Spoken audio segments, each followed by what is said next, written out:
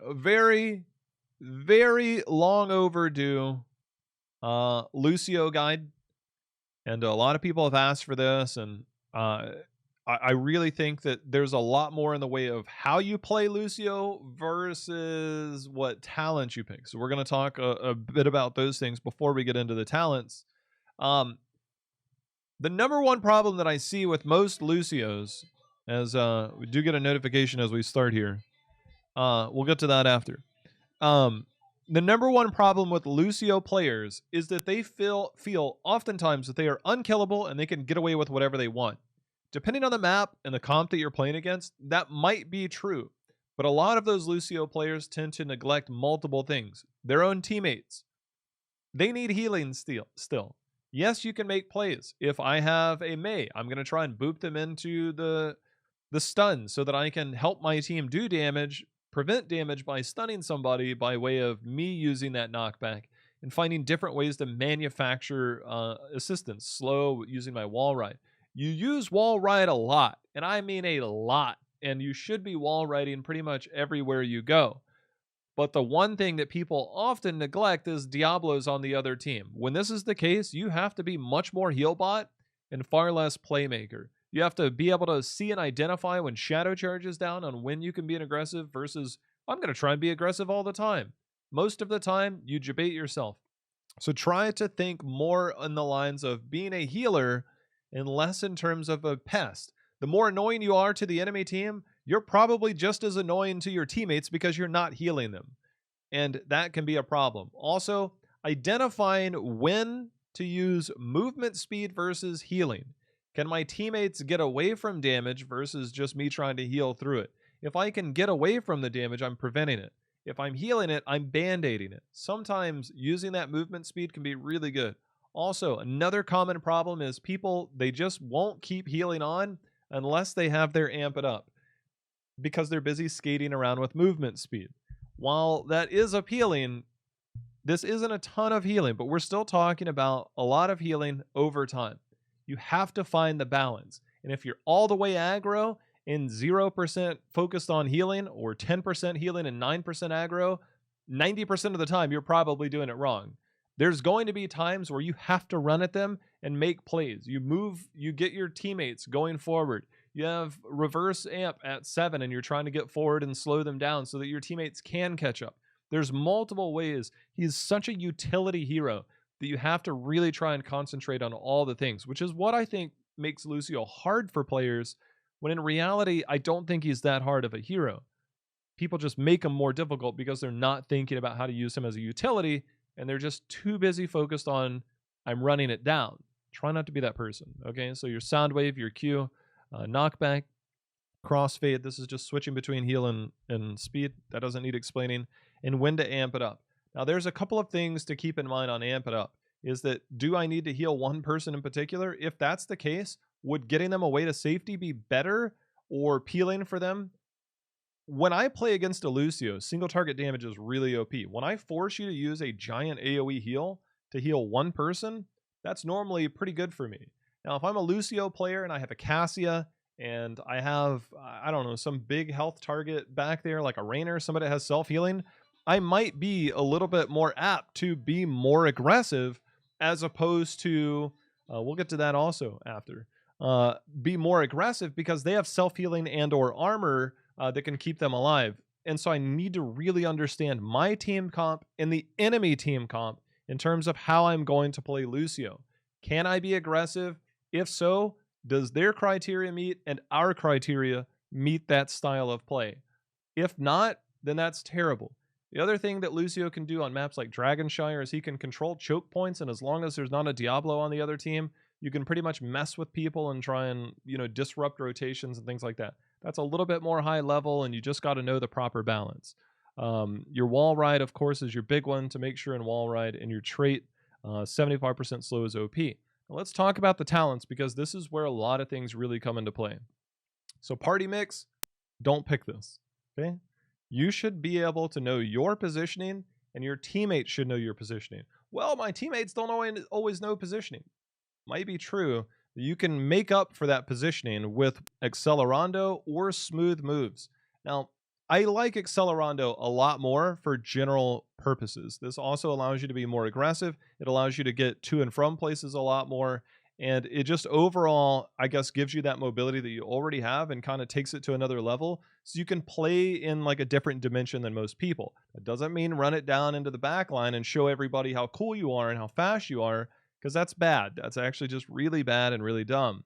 Now, smooth moves is another one. Now, this one I don't think is terrible, okay? This one I don't need to explain too much. Just movement speed and getting from to and from places so you can help your teammates, but it also allows you to be much more of a playmaker. You just have to be selective when you're making the plays. Smooth moves, I actually don't mind. It increases wall ride duration by 1 second, which means you can get off there and you're still scooting and moving. This can be good on certain maps. It can be terrible on others.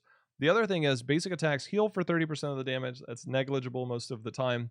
And restore 0.5 mana. That's the big one, because right now we see a lot of high five, and high five is kind of like a foresight in terms of I need to know what are the circumstances that I might pick high five before it starts. Do they have a lot of CC? Am I trying to cleanse certain things?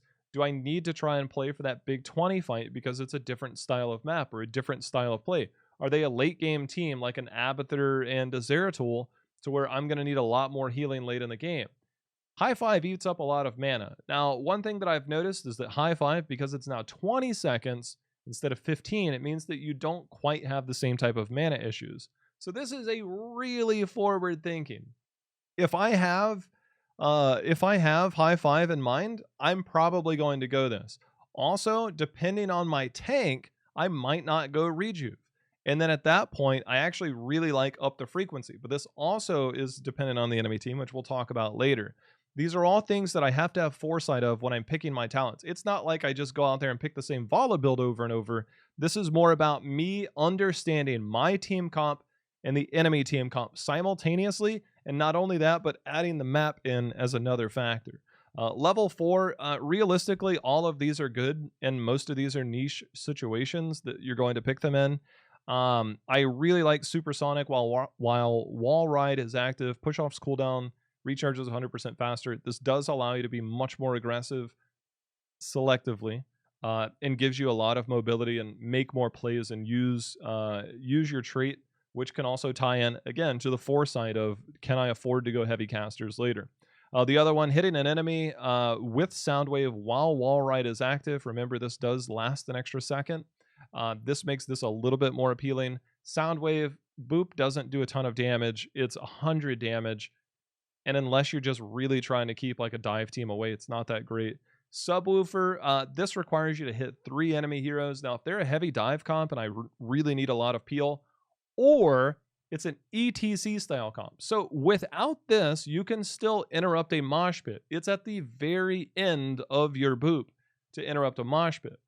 If they have a heavy dive comp and I can finish this makes it a lot easier to hit that because it increases the arc and its range, which can definitely help make it a little bit easier. I don't think you necessarily need this, but if you are going against a heavy dive team, getting the extra 75% knockback, if you hit them in the first half, which means you have to be kind of up in their face too, this can have value, but it's much more difficult to use this, and this is kind of on that low end of the totem pole.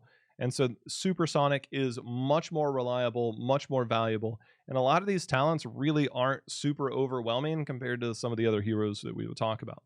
Level 7. Now, there's a couple of different ways that you can look at this because all 3 of them can be good. Most of the time, you should be looking at reverse amp. While Amp It Up is active with healing, you deal bonus damage per second. Not a ton, but it can add up in the middle of a fight.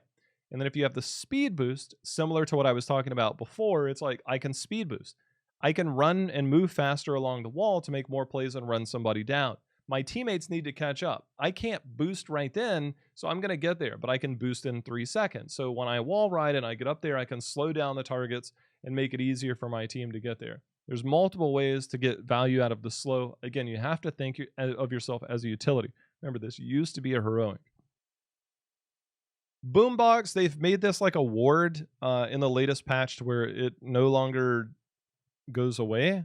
Everybody's like, oh, you can use this for the solo laner. I know some of you out there are thinking about putting that in the comments below. That's a terrible tactic, and basically 1 in 1,000 games you'll ever use that. Stop thinking that's a real thing. It's not. It's dumb. Okay? So don't even worry about that. Maybe Brax's holdout, and maybe if your solo is going against a range, and maybe if they're losing that. And that's a lot of maybes in a lot of really niche situations. Good vibrations. I think in this situation, you get a shield. I actually did buff this. Hitting an enemy grants 3 times this amount, so this does play into kind of the aggro side of things with what you're trying to do, and you could pair that with off the wall, but again, kind of a niche situation. I don't see too many people go this. Reverse amp is kind of pretty much always the play. Boombox is kind of a ward, and it can help depending on if your team is pseudo dive versus a little bit of ranged. That way you don't have to go party mix. You can kind of still supply that value to your teammates. You can put this in a bush and use it as vision. Because there's so many small areas where I don't think this is good, reverse amp is pretty much going to be the primary pick, with everything else kind of being secondary. So when to go sound barrier versus when to go high five. This is one of the hardest questions to answer from any perspective, because there's always going to be situations where one is better than the other. When are they better than the other? One of the things that used to happen a lot, Kael'thas Pyroblast, Malthael Last Rites, single target damage that can kill somebody. A giant shield will keep them alive. We're talking about a 1300 point shield at level 0. For some heroes, this is almost their entire health pool, which is kind of crazy. But this is a pretty big shield, and it lasts for 6 seconds or decays over 6 seconds. So this can be really good to deny kills or in those moments. If your team is dealing with a lot of damage at one time, absolutely. Now, conversely, high five does fantastic single target damage. And now, since you get unstoppable as well, it makes it much more viable. The problem with high five, it's on a 20-second cooldown per person. And this doesn't become even remotely decent until level 20. Now, this is your only form of cleanse, which is actually pretty good. If I'm going against the Taunt variant, this is probably what I'm looking for. If I'm going against the Kel'Thuzad, do I want to use an 80-second cooldown for one person? Or would I rather make that person unstoppable and hopefully get them out of danger by healing them for enough and trying to get people off of them? There's going to be places where I think high five is actually really good. If I'm playing on Hanamura and things like that, where maps normally go 12 to 15 minutes, as opposed to, say, Garden, where it can easily go much longer, where high five now becomes much better, yeah, you can do damage with this. We'll talk about that later. High five does have its place in terms of, do I need to cleanse people, and do I need to save one target, or does my team need that enabling for fighting in a fight? And it's really hard to answer that, because that depends on the resources of your team. I like to use Raynor and Cassia as much as possible, because Raynor should be going armor at level 4, which also gives him a heal. Cassia has 30 armor. So these heroes don't necessarily need the same type of babysitting that, say, a Jaina with a Samuro diving them. At that point, yeah, I'm probably not going to go high five. Single target healing, that is not going to be enough to save them. So I need to come up with different ways to figure out what type of damage does the enemy team have, and what do I have to deal with, versus what does my own team have in terms of resources to save themselves.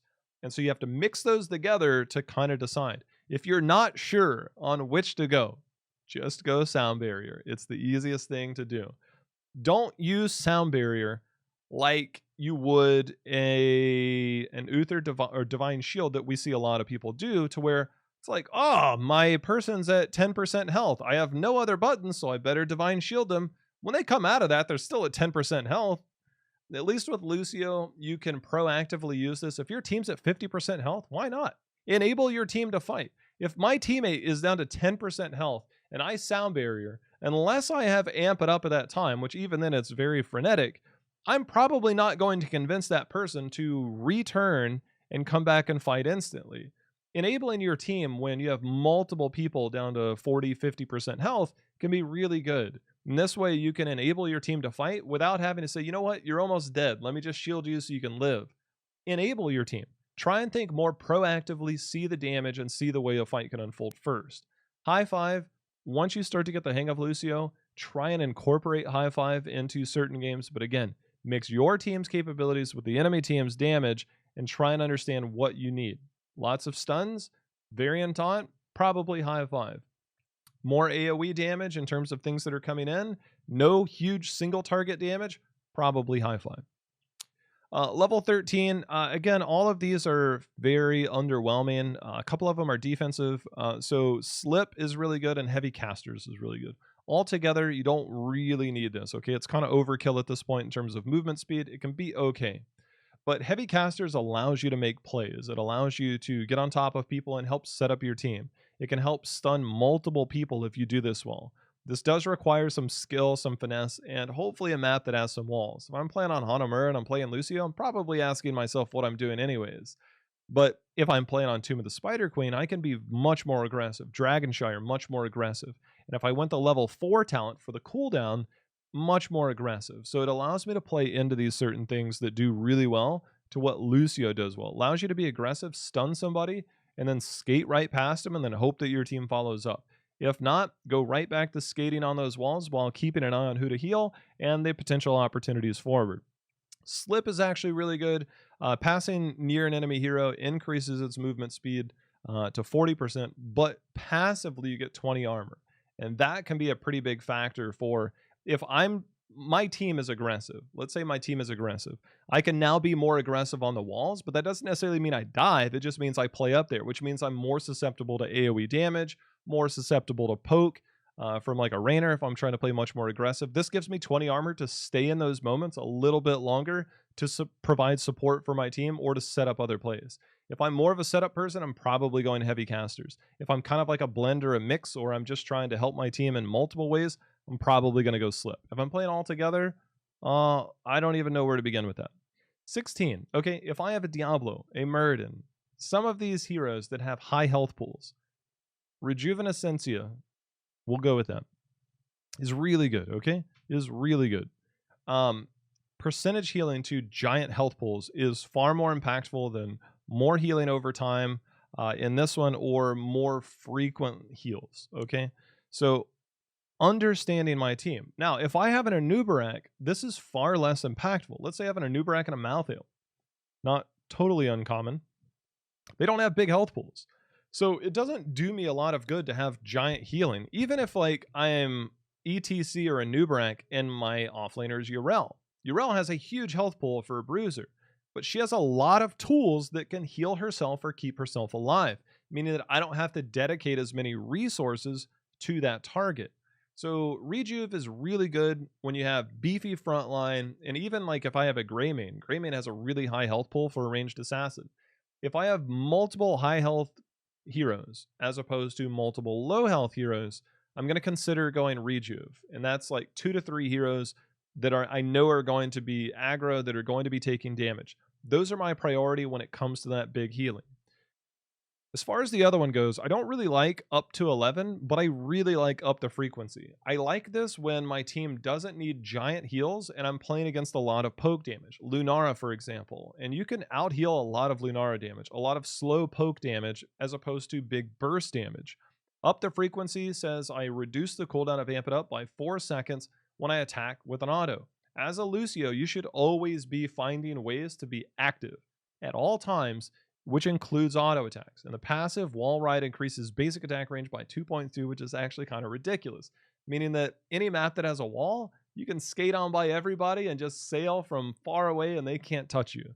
So getting this does allow you to have more frequent healing, hence up the frequency, but it doesn't necessarily mean it's better. It just means that you can have more healing throughput. Lucio already has a lot of healing throughput by way of AoE, but if I'm playing against more burst damage, and even in general, if I'm playing with big tanky targets, which a lot of people are, I'm going that. If I consider Garrosh in terms of his health pool is actually low. He doesn't have a ton of healing or a ton of health. So he doesn't exactly have the biggest health pool. Nubarak, ETC, Garrosh are ones that you can maybe shy away from Rejuve on, even though this is still the de facto #1 pick, and it's never wrong. It's just you have to consider your team and the enemy team one more time. Level 20, this really is kind of up in the air, okay? So there's a lot of different ways to look at this. Summer Anthem can be really good. Let's say I did go into certain talents and Summer Anthem and I'm going against Malthael Last Rites or something that's going to be there, or my team is taking a lot of damage. A clutch Summer Anthem can be game-changing and back-breaking to an enemy team when they don't get kills. You make them unkillable for 1.5 seconds. The difficulty level on this and knowing when to pick it is extremely high and very difficult. So we start to look at some of the other things. If I went high 5, the secondary passive on this reduces the cost and cooldown of high 5 by 50%, meaning it's 10 seconds. That is a ridiculous amount of healing and healing throughput. Luckily, it reduces the mana cost on this as well. It can now be cast on enemy heroes and reduce healing by 50%. Think about, I'm going against the Brightwing. I'm going against the Rhaegar, who's not as common right now, but I'm going against something that has tremendous amount of single target healing, and now all of a sudden I can use this to be aggro. If I'm playing against a Brightwing comp, it has the same cooldown effect. I'm looking for Brightwing heals, and I will go in and I will press R, if it's safe enough, on the target that she's blinking onto, or an Ancestral. I will press R on them to reduce that healing by 50%. 50% healing reduction is ridiculous. So always keep that in mind when using this. Don't just use it for the sake of it's on cooldown. Try and find impactful ways to use the healing reduction side of this. House Party, for each ally affected by crossfade, Lucio gains 8% increased healing. You kind of already have these tools. This isn't terrible. Bossa Nova, I don't really like these. I mean, you're already on an 80-second cooldown. Bringing this down to 30 seconds means that you might have it twice in a fight. Post level 20, I don't really like cooldown reduction talents on heroics, because most of the time you're not going to get a 30-second cooldown reduction. But on certain maps, I think that if none of the other ones make sense, just go Bossa Nova. And then just kind of keep an eye on what your team needs. I think the level 20s are rather underwhelming, although Mixing Fire is actually pretty fire right now. Summer Anthem can be extremely good in the right situation. House Party can be, again, if it's a lot of slow damage and I'm just trying to make sure and get a lot of passive healing. 8% is not going to be major game changing.